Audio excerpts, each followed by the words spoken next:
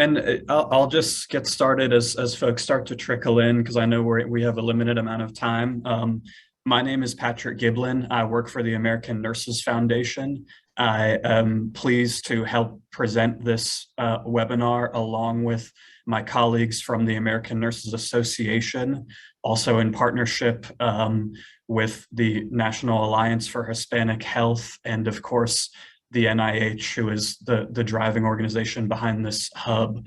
I want to acknowledge certainly the leadership across those organizations, Kate Judge, our executive director, Adolph Falcon, the executive vice president of the National Alliance for Hispanic Health, and his wonderful team who helped me produce and promote this webinar to a nursing research audience. And of course, our distinguished speakers who you're going to hear a lot more from and who I'll allow to introduce themselves in very short order.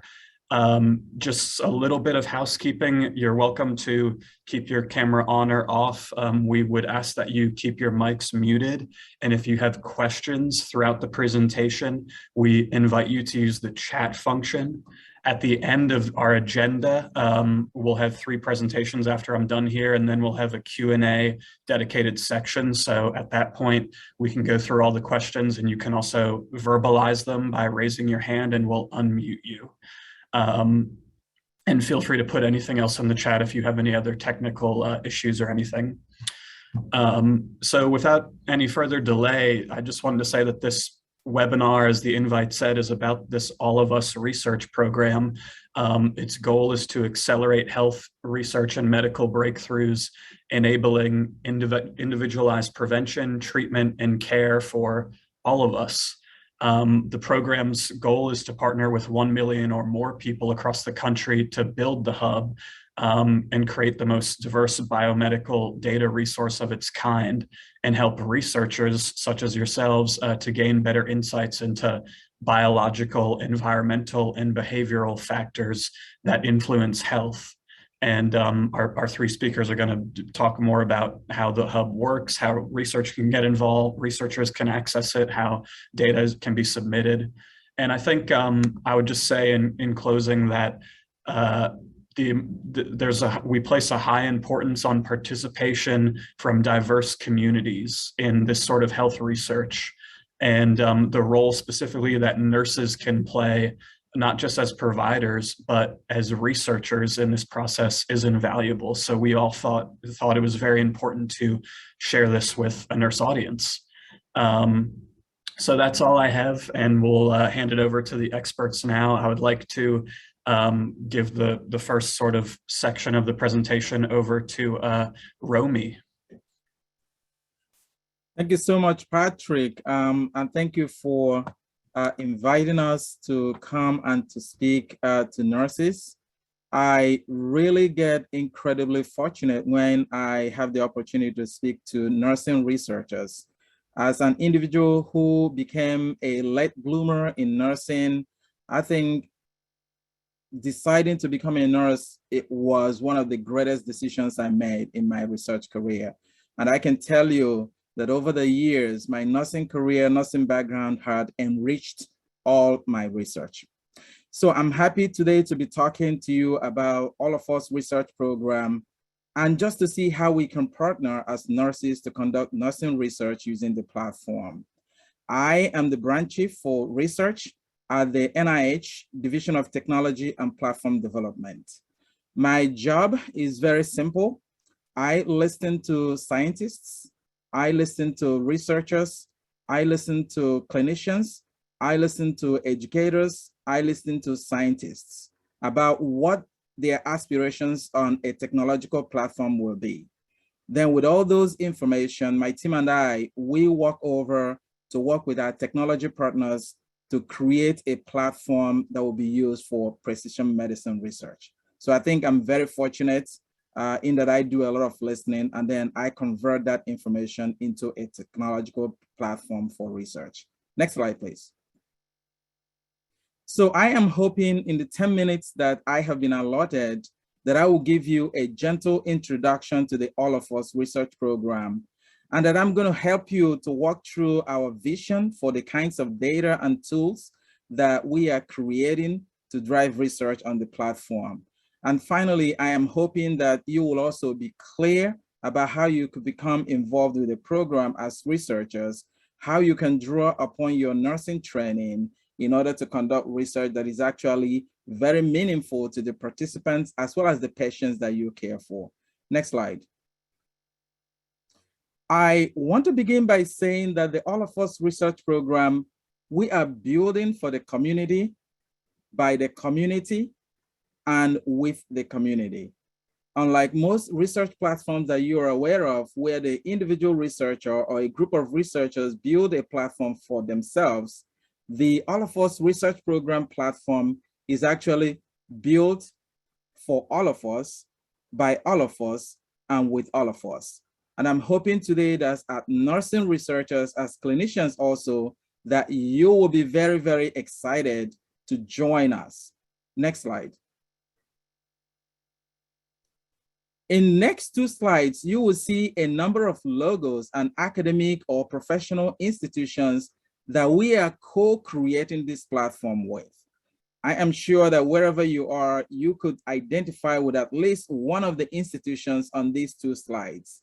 And I hope that your affiliation with those institutions would actually spark the interest for you to consider using the All of Us research program. I already see there the American Association of Colleges of Nursing, and I'm seeing all the other partners that are working with us every day to co-create a platform for all of us.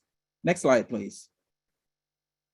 Continuing as well the partnership, we are incredibly fortunate to have our partners, our participant centers, our healthcare provider organizations. You can see them here, as well as our regional medical centers.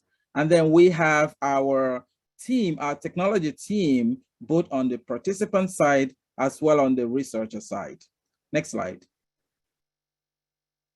So I wanted to pause here a little bit to level set, just to give you a broader framework of nursing and nursing research. Next slide.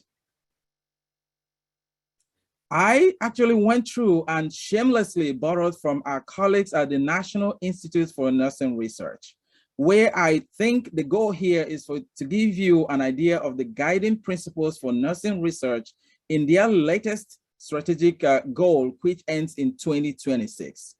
On the left-hand side here, you can see the lenses through which nursing researchers look at research that we conduct. Is the research around health equity? Is it the research that looks at social determinants of health? Is it research around population and community health? Is it research that espouses prevention and health promotion? Or is it research that looks at systems and models of care?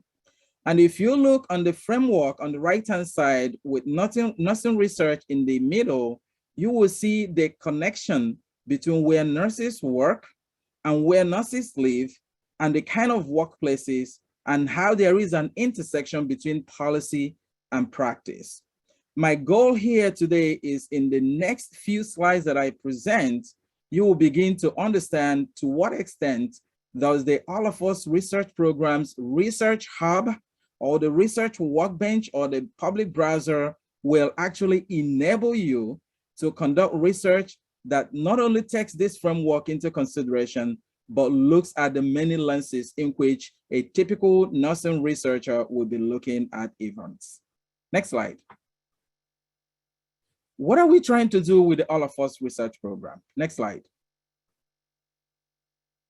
Like Patrick alluded to earlier, our goal is that we are inviting 1 million or more people across the country, and we are inviting them to co-create with us one of the largest, richest, most diverse biomedical research data sets of its kind. So far, we have done an incredible job around that. Actually, we have right now 329,000 participants, and the number is increasing every day. But the key thing about the 1 million people that we are hoping to invite to be part of this study is that we have a rich diversity in the data, with about 80% of people from underrepresented communities and 50% of them individuals like me who identify as a racial or ethnic minority. I think for many people, who come from underrepresented in biomedical research, whether it is because of their race or ethnicity, whether it is because of their gender, whether it is because of their sexual orientation.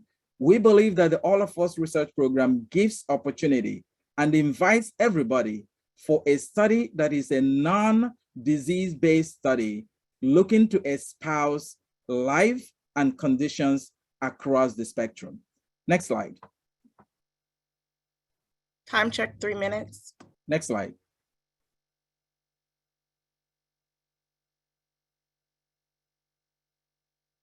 Didn't move? Right, good, okay.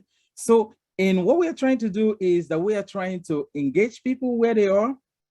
We are going to combine biological and social determinants factor, and we are going to make the data easily available for anyone who wants to use it. And then we are going to follow the participants as they grow, as they move, and as they age. Next slide. My colleague actually is going to talk about how to use the Workbench, which is the platform upon which you conduct research. But here are some of the data that we have. We have survey data, we have electronic health records data, we have physical measurement data, we have data from digital health technology, and we have data, genomics data from nearly 100,000 home genome sequences, which actually puts the All of Us research program as the second largest database with genomic information. Next slide. Like I said again, the array of data that we have from genomics available on the control tier is enormous. Next slide. How do we make the data accessible to people? We call upon researchers from their institutions across the country, and we invite them to become registered participants. So far, we have about 1,500 researchers, and we have greater than 300 institutions, and they come from different research institutions. We have greater than 37 publications and nearly 1,200 active research projects going on now. And we are seeing from our data that a number of the conditions that people are studying include hypertension, cancer, mental health, or diabetes. Next slide. And like I said, diversity, access, and the ability for researchers to actually get it done. Next slide. Ashley is going to walk you through our platform, but it gives you an idea of the kind of data we have. Key website to put down here is researchallofus.org. Even as I speak, you can go to that database and you will be able to get information about the data that we have. Next slide. Next slide. We provide access to the platform through what we call a passport model. We have the public tier where anyone can actually access today. Research All of Us, a public browser. You can search for information based on keywords. And then after the public browser, we have the closed component, which we call the Researcher Workbench. And there are two arms of the Researcher Workbench, the registered tier and the control tier. Next slide. And this gives you an idea, how does the All of Us research program work? Participants share their data is researched, cleaned, curated, and made available on Research All of Us. And then anyone can visit the Research Hub and use the browser free of charge. And then researchers can register to use the closed access. And then registered researchers can actually conduct research on the Workbench. And using these, they can collaborate with other researchers. And finally, they can actually publish, disseminate, and actually publish that key information around research. Next slide. I know Ashley is going to go through the powerful analytics that we have built on the cloud platform. But a keynote I want you to know today is that the goal here is that we are breaking down barriers in collaboration. We are making vast amount of data accessible to researchers using our passport model, and we are eliminating some of the boundaries around having individuals going to create research that enrolls a large sample size of individuals. Next slide. I'm going to pause now just to give you an idea of some of the projects, and I will hand over to my colleagues. Next slide. We have a project directory on the research.allofus.org. There, one of the requirements we have is that every researcher will create a workspace, and some information about that workspace is made publicly available. Like you can see here, as of the last time I checked, we had about 1,145 active research projects. I believe that even the ideas that you are thinking about for your research, if you search by that topic, you should be able to find researchers that are doing something similar. And that gives you an idea of how your project directory emanates. Next slide.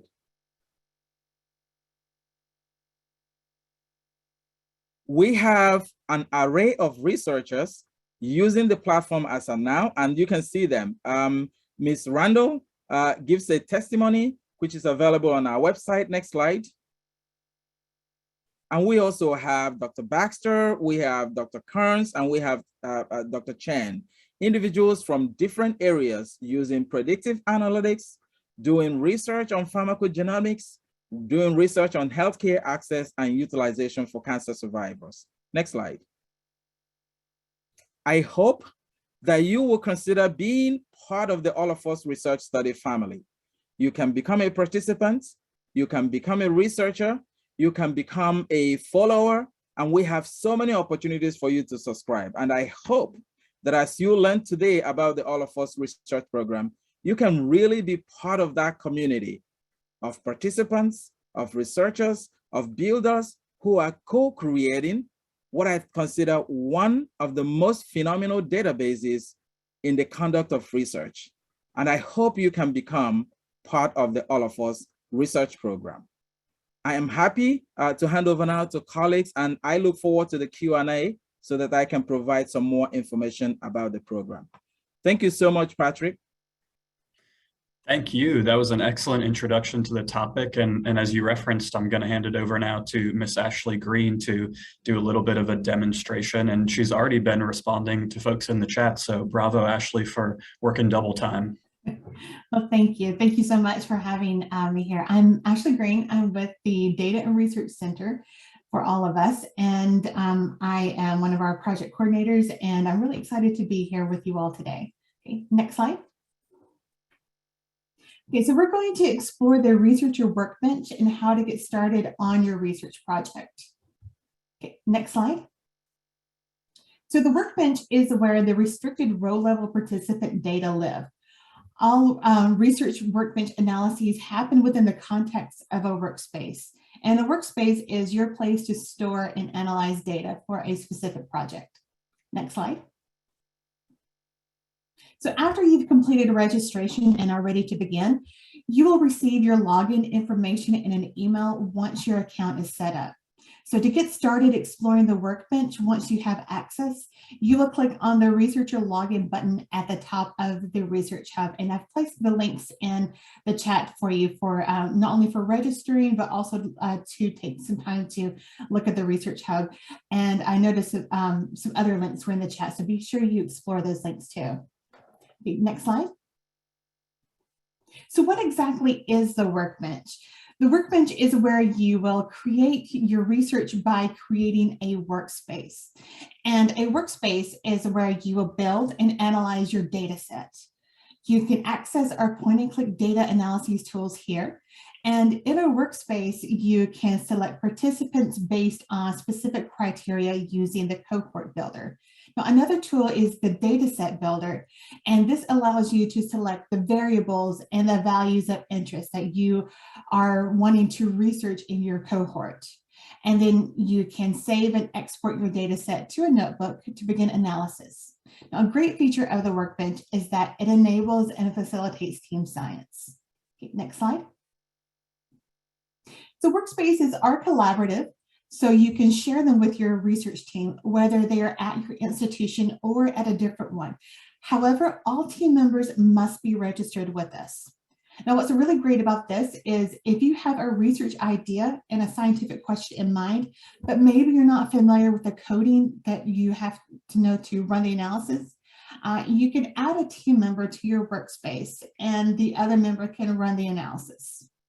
Okay, next slide. So when you log in, the landing page shows you the workspaces you've created, as well as those that have been shared with you. Now you can see my workspaces here on this slide. I have a couple of workspaces on asthma since my father suffers from it, and I'm interested in conducting research on this disease. And you will also see your recently opened items so you can quickly access them. Now, the bottom part is one of my favorite parts because it contains short tutorial videos to help you along the way. So to begin creating a workspace, you're going to click on the plus sign button you see here at the top. Next slide. So all of us uses a data passport model. We approve the user so you don't have to have a research project in mind when you first register, and you do not have to gain IRB approval from us. In fact, we have several researchers who create a workspace to test the data first and explore it.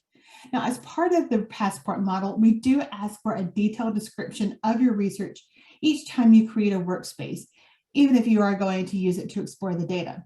Also, we do not limit how many researchers can explore each topic. So there may be researchers conducting the same type of research. So be sure you click on and go to the research project directory that Dr. Zune was talking about earlier, so you can see some of the other research projects that are out there. Okay, next slide. So after you click on the plus sign we saw a few slides ago, to create a workspace, you will be taken to the page you see here on the left. And each researcher must fill out all fields. The banners next to each field denote if it will be publicly displayed on the Research Hub under the directory that we looked at earlier. So we ask you to be as detailed as possible. You can edit your descriptions as your work progresses at any time.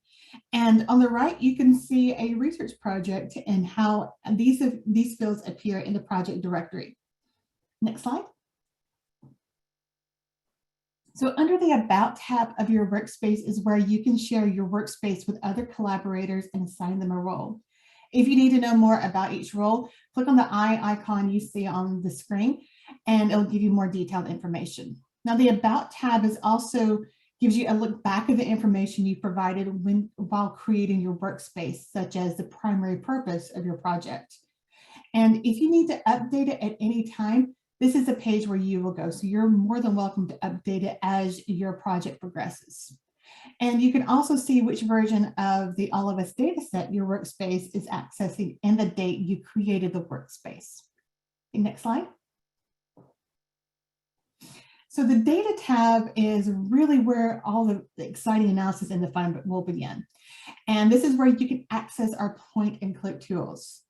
This includes the cohort builder for selecting the participants to include in the data set.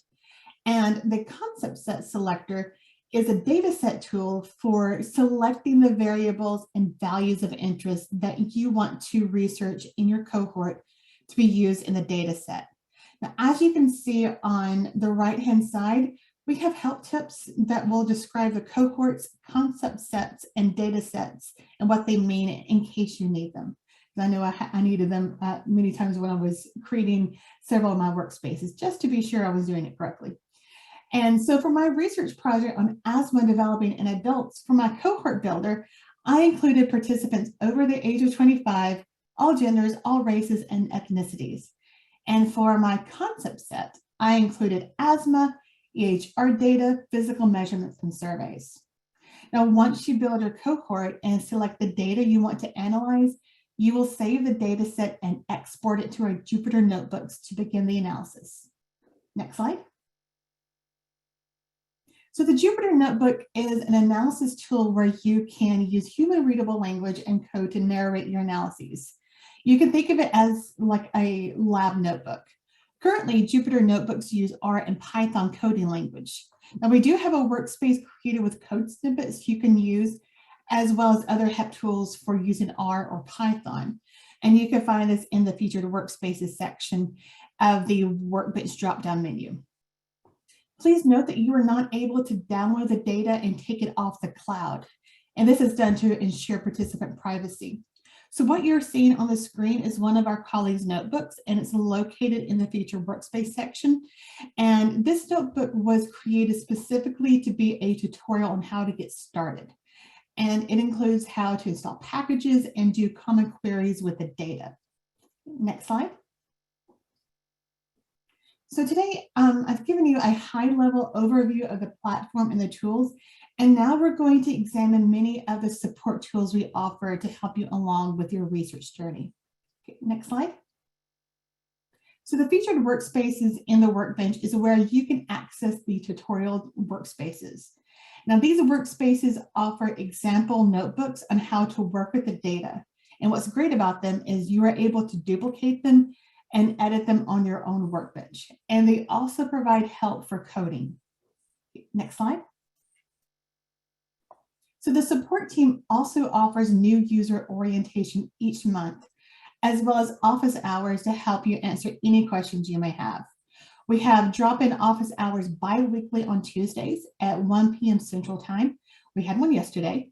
And the Tuesday office hours are where you can come at any point in the hour to ask your questions to our team of experts, whether it's the most basic question or really in-depth coding question. They are there to help guide you along the way. It's kind of like a one-on-one session.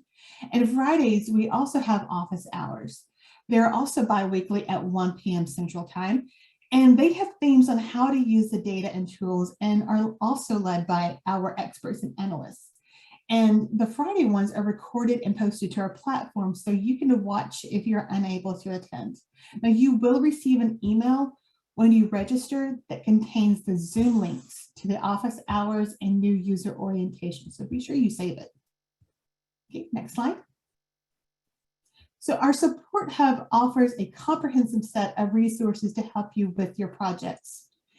In the user support hub, you will find articles to help guide you through your data analysis journey and additional documents to link to resources to provide a more comprehensive look at the data set and how to use it, as well as a forum for asking the experts and the research community any questions you may have along the way, including finding others who may be interested in collaborating with you. Now, in the support hub, you will also find FAQs, videos, and announcements for updates. And you can contact our help desk with any questions you may have. Also, the Workbench offers users a user support hub where you will find the articles to help you along the way. Now, in the Getting Started section, you'll find an article on how to use the Cohort Builder that goes into detail for setting yours up, including screen caps that you can use and follow along the way. I can attest that that was a fun article and it really helped me when I first got started. And our support team are very responsive and they can answer all of your questions within 1 to 2 business days. And you may access their contact info in the support hub or on the main website in the help button. Okay, next slide.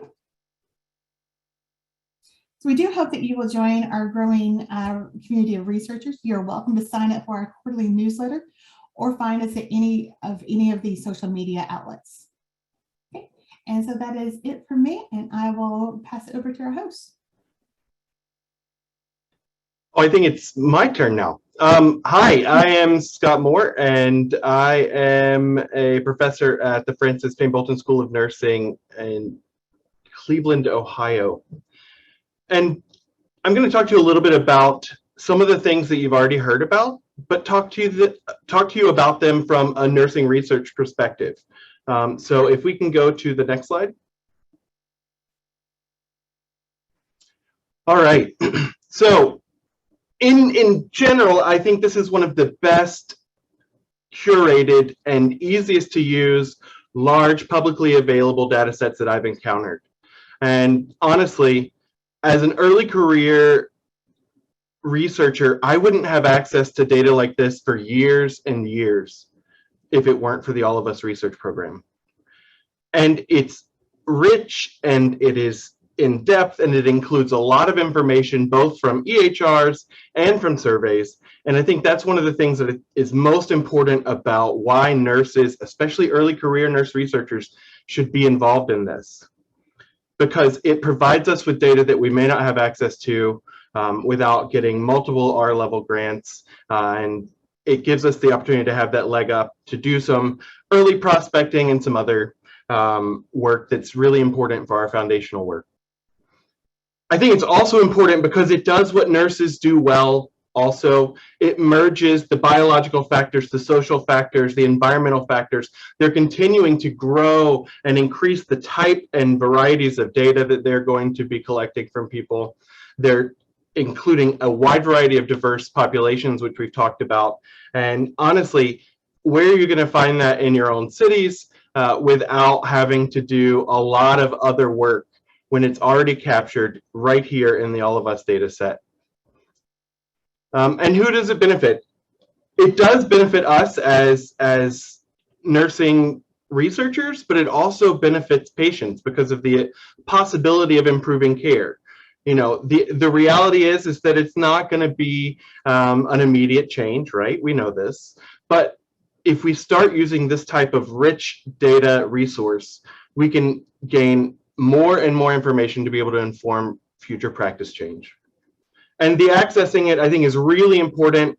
You have to make sure you have your institutional sign-off. I think that's the one thing that if you don't have institutional sign-off already, and it's very easy to find out if your institution has signed off already, that's going to be the part that you need to focus on getting done. And depends, it varies by institutions and what you need to do that.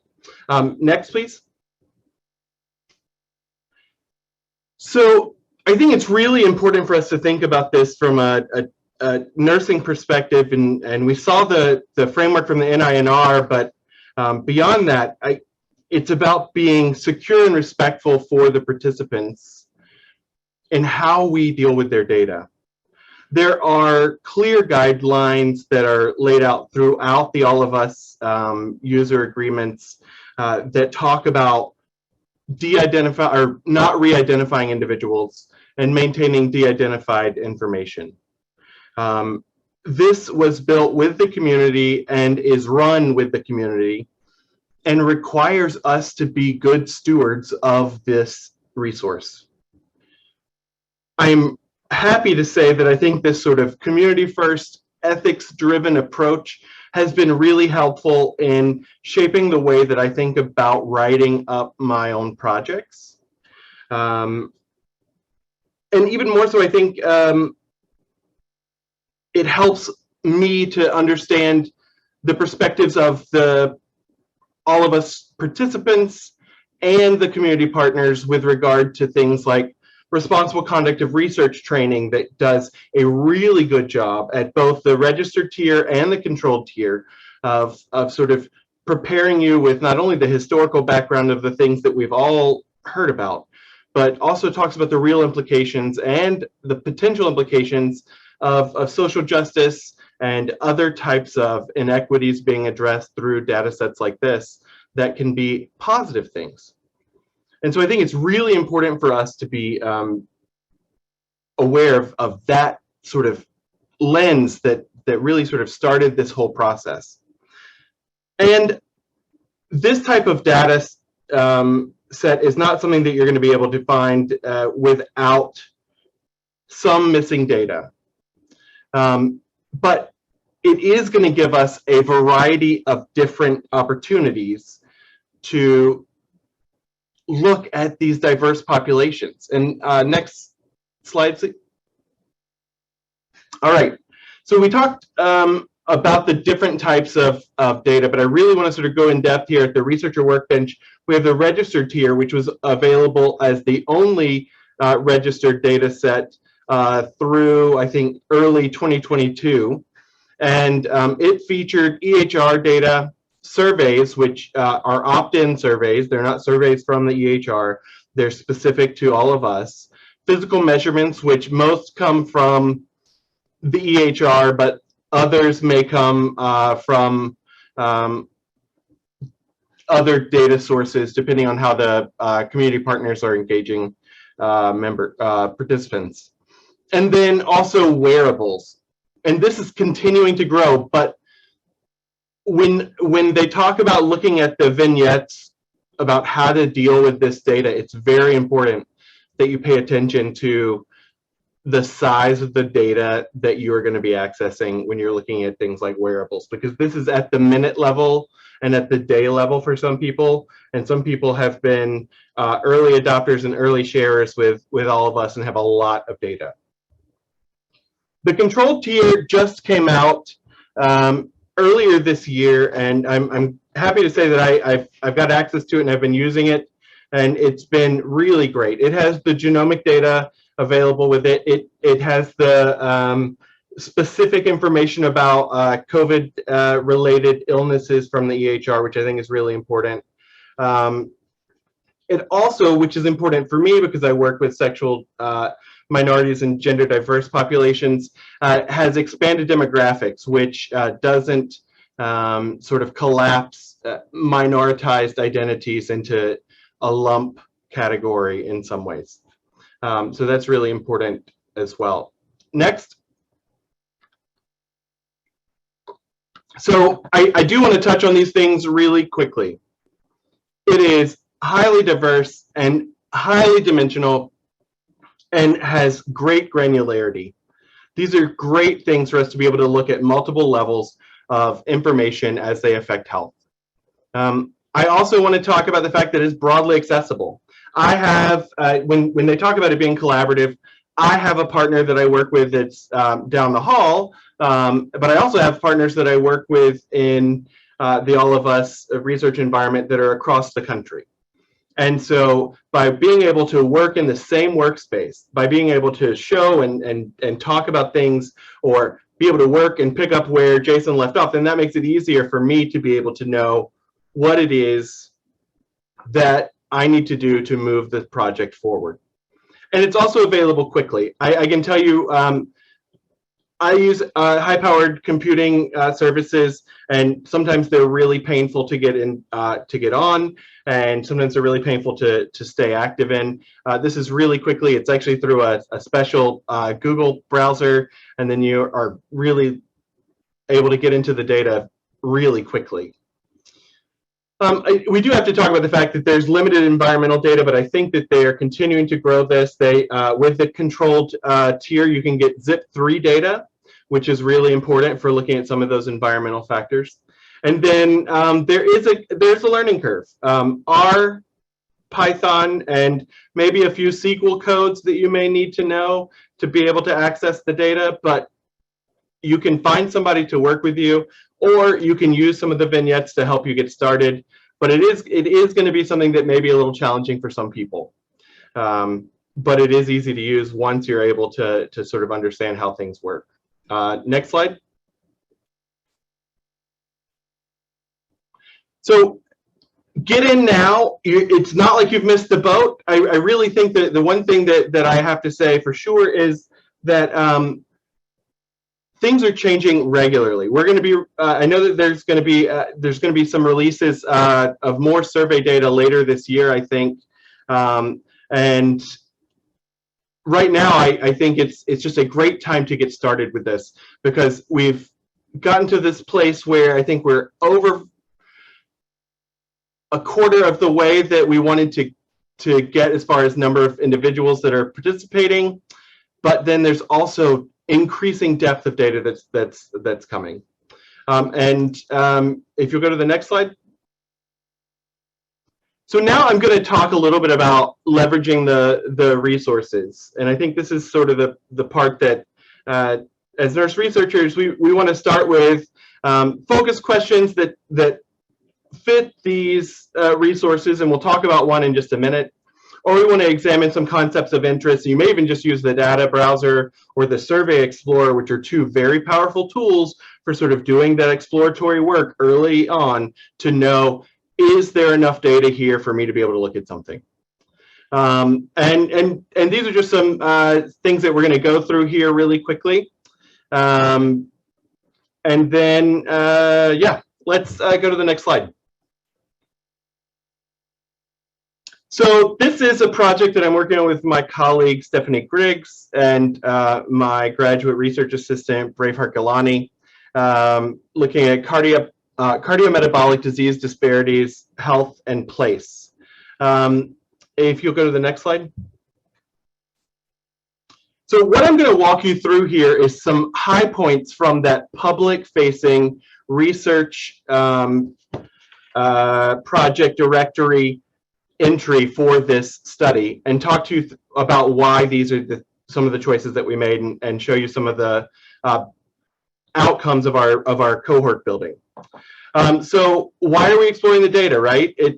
We know that the environment, social determinants of health influence cardiovascular health, but we don't have a lot of good information about how historically underrepresented individuals are influenced by social, structural, and environmental determinants of health. So the goal of this study is to compare cardiometabolic health, which includes both cardiometabolic diseases and risks, among participants of the All of Us research program. Next. So in this, in the research project directory, they ask you to identify research purposes, and they're pre-listed and pre-selectable or pre-identified options, and you can select as many as you want. So for this study, we're using it because it's disease-focused. It's population health, social behavioral issues, as well as some methods development. And so that could be that we're developing some new way to analyze social or zip code level data or different things. Next. They also want you to talk about your anticipated findings. And I think that these are not really surprising here, but it's important for us to talk about, if we're going to use a resource like this that is community driven, that's informed by community participants, then it's really important for us to be transparent and responsible about why we're looking at it, what we're expecting to find, and why this may be helpful. And so these are the things that the community is easily able to access. And next. They also ask you to identify demographic categories of interest. And if you look here, there are several different demographic categories. Again, this is a preset list of potential categories that you can select any, some, or all of, depending on how you're going to look at things. Because we're taking a very sort of broad look at this from different sort of marginalized groups, we included a wide variety of them here. I did see a question earlier about disabilities, and I think there is actually a special section where you can identify doing work on disabilities in the registration process for the research projects directory. And I guess this is a good time to talk about the fact that these aren't really police that are reviewing this for you. These are community members. There's staff members that may be reviewing these write-ups for these projects. But there's no magic to this. You don't have to get it approved. What they do, if they find something that's lacking, they'll ask you to be more specific or to clarify something. And I think that this is a really good model, especially for nursing, because we deal with people on a regular basis. We have to be able to communicate the work that we're doing with the people that we're serving. And it's really important for us to be able to talk candidly about why we're doing this work. And so I will say that I have had one request for clarification in the past, and it was very nice, but very specific, and it was very easy to address. But I felt much better about it because I know that means that the community is being taken care of, that the goals and the values of this particular project are being upheld throughout. It's not just lip service, it's real. Next. So now, if we talk a little bit about identifying inclusion criteria for this study that Dr. Griggs and I are working on, we can see that inclusion criteria, these are very simple inclusion criteria, but we wanted them to have an age of 18 years or more, which I think is everybody in the All of Us research program. They needed to have data on hemoglobin A1C, and we had to be specific about what types of hemoglobin A1C we wanted, and that's what the second column is. And to be a little bit more specific here, there's a lot of different ways that hemoglobin A1C may be written in the measurements data. But if you want to be able to compare them, you have to know where they're coming from, right? Data provenance is really important when you're dealing with this. Like I said, this is a great and diverse data set, and it's well curated because you do understand a lot about where information is coming from. But you as the user and your team have to be aware and engaged in making choices that will impact the data that you're able to get. And then we also wanted to make sure they had survey data from at least these surveys, and not all of the surveys are required and not all of the questions in the surveys are required. But we wanted to make sure that we were able to identify a variety of different aspects and social identities that were important to our questions. So if you look here, once we were able to operationalize those inclusion criteria, we were able to identify the number of all of us participants meeting those criteria. So 18 to 120, you see, we have a very large number. However, when we get to the hemoglobin A1C, this is probably going to be our limiting factor because not everybody has those. And then also the personal history and the family history will be some limiting issues, as well as healthcare access and utilization. Next. Time check 2 minutes. Okay.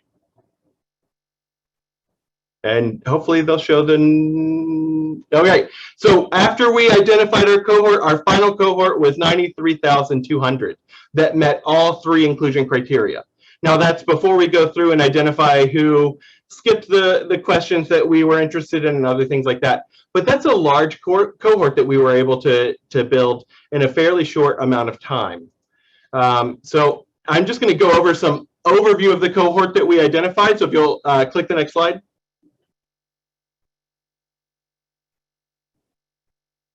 All right, so we see here, and these are going to be a little grainy because it's really hard to get these pictures large enough, but also small enough that you can fit them on the on a PowerPoint slide.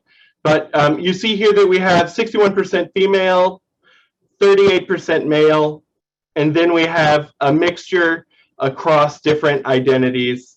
One of the data use limitations that we have with using all of us data is that we don't show any cells with numbers 20 or less, and so we just say 20.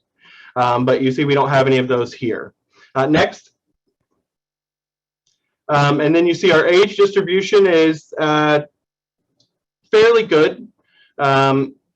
Next. And then our race distribution, we have 22% Black, we have 3% Asian, 51% white, and then there's a variety of others. Again, prefer not to answer none of these, none indicated, all different types of things that you have to make some decisions about when you're doing the analysis. And then ethnicity is next. Oh, or it's not. I guess we must have missed it. All right, sorry. Wait. Is there not another? There should be one more that has the diagnoses overview. Is that not there either? Go one more. Aha.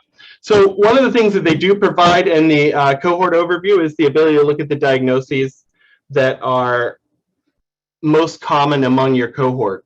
So you see we have 62% that have essential hypertension, 52% that have hyperlipidemia, and 44% have a diagnosis of chest pain. One of the things that I found to be interesting here is that we don't have diabetes in this top 10 list, but that is one of the diagnoses that we're most interested in. And then basically, that's the end of the cohort overview. I don't want to take up extra time here, but the next steps would be for us to make those choices about how we're going to deal with missing values and what sort of collapsing of information we're going to be needing to do, and then organizing the data the way that we want it to be, and then executing our analysis plan. I appreciate the opportunity to be here and look forward to your questions. Thank you so much, Scott, and to all of our speakers. That was a lot of great information on the hub. not just contextualizing it, but actually going through sort of the back end and the process of contributing information. Just sort of as another housekeeping point, I forgot to mention at the start that this session is being recorded.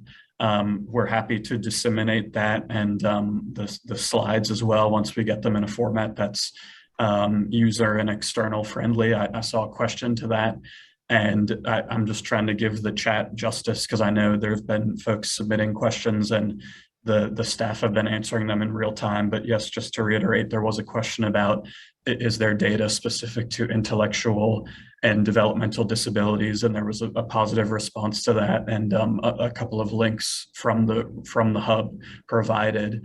And then I also wanted to give Nancy an opportunity to unmute yourself. It sounded like you maybe had your question answered or had a back and forth, but is there anything else you wanted to share about your comment for reaching faith-based communities with this project? Oh, thank you so much. This has been such an amazing presentation. I'm so impressed and really so happy that someone has taken the lead in combining data. It's something that we haven't done in this country, and it's really just so amazing. So yes, thank you. My question was answered, and some of the EMRs don't capture religion, and in the Muslim community, it's really an issue for us to tailor our programs and whatnot. So I see that you will be conducting a social determinants of health survey later this year. And I so much appreciate all your efforts. No, thank you for bringing that to the fold, and again, of course, to the staff and Ashley for responding. So yeah, at this time, folks are welcome to use the raised hand function under the reactions button, or you can put a question in the chat for any of the speakers related to the hub or any of the information that was presented on earlier. Carol Bickford has her hand raised. My question is about dissemination of the availability of this tremendous resource to schools of nursing, and both at the community and the baccalaureate and higher level. If I'd had this opportunity to look at these data when I was way back in my Stone Age, it would have been like awesome. So I guess my question is there a dissemination strategy to promote utilization of this, thinking about it from the standpoint of increasing research on social determinants, the push for the DNP initiative to look at existing data, and also those folks in the public health space in our nursing community who are really walking the talk. I think that's a great space for the AACN to be in, to be honest with you. That's one of the partner organizations, and sharing this information is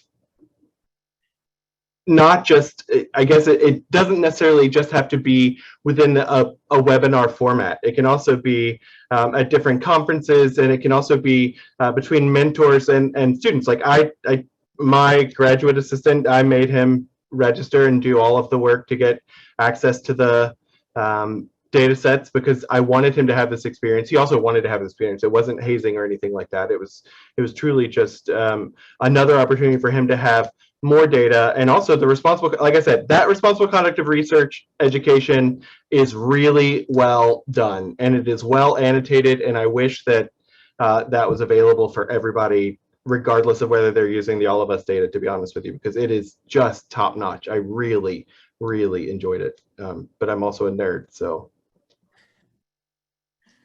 I appreciate you responding to Carol Scott, and there was a question in the chat that said, from Elise, that said, I conduct research on maternal morbidity. Do you know the level of granularity for the inpatient outpatient pregnancy data?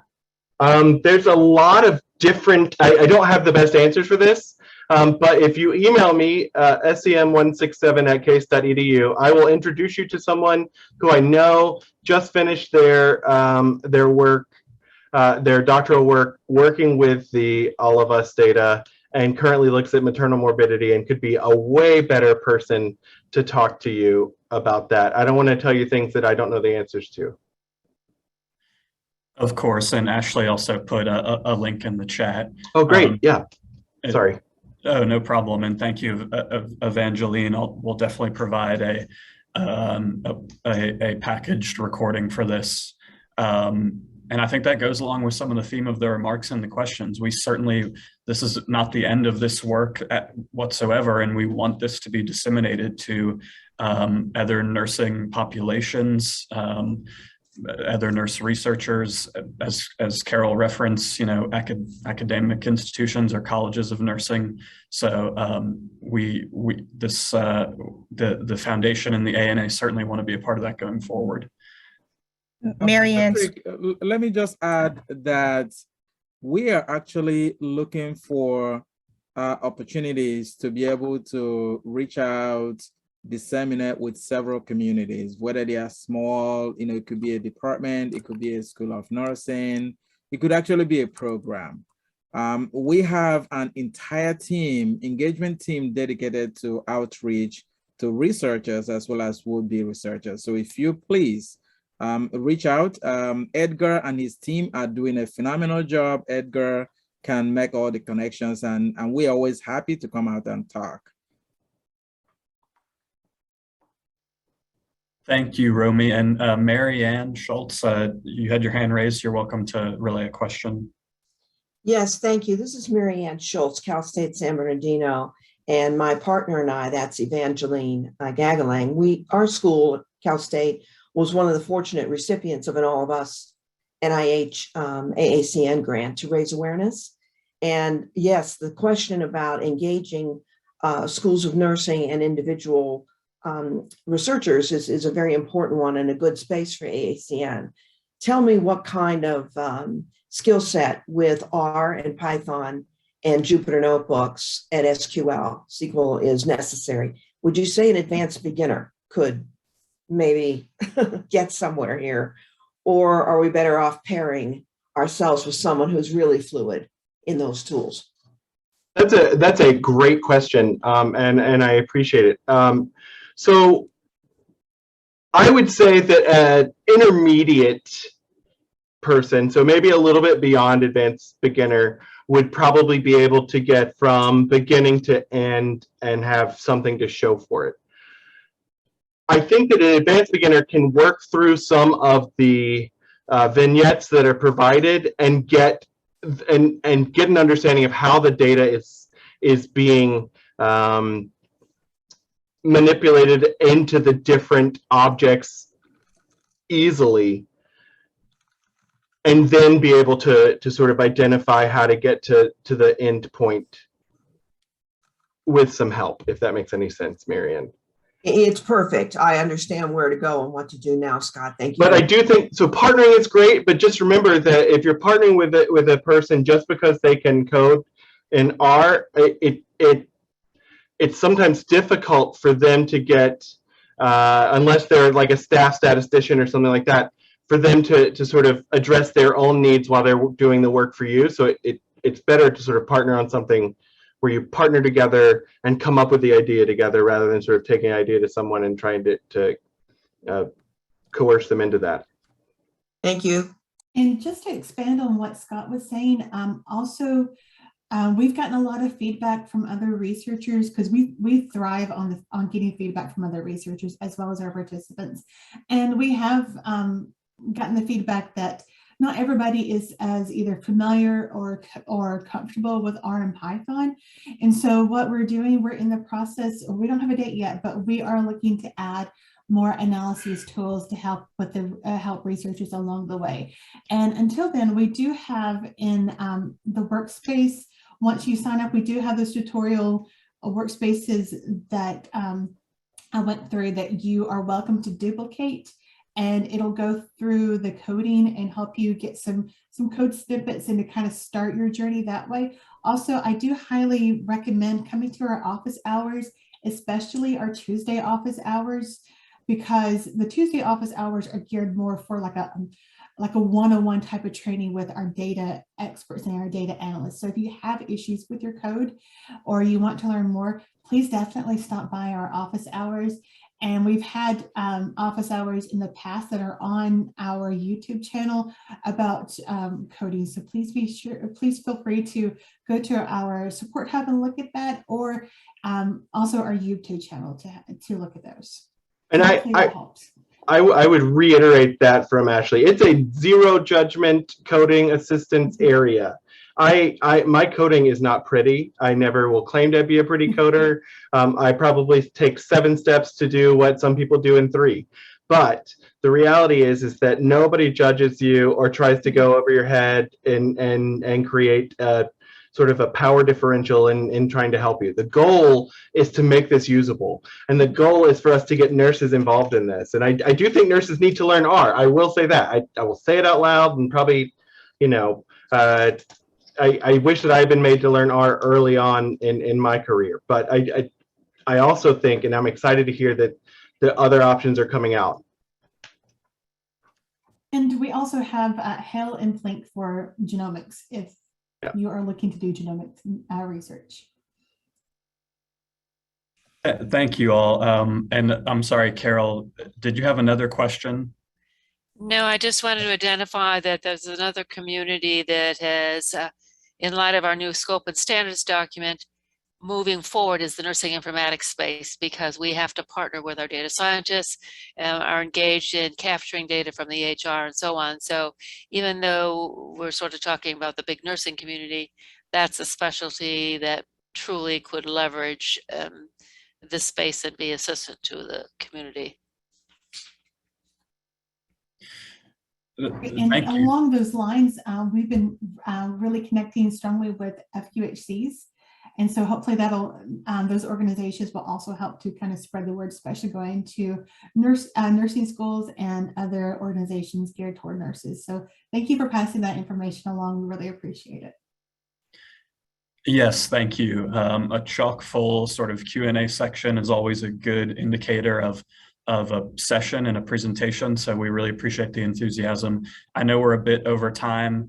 I just wanted to, Teresa also put a question in the chat. It was asked and answered about accessing what are the costs and process. And Edgar mentioned that there's no cost to access the Researcher Workbench.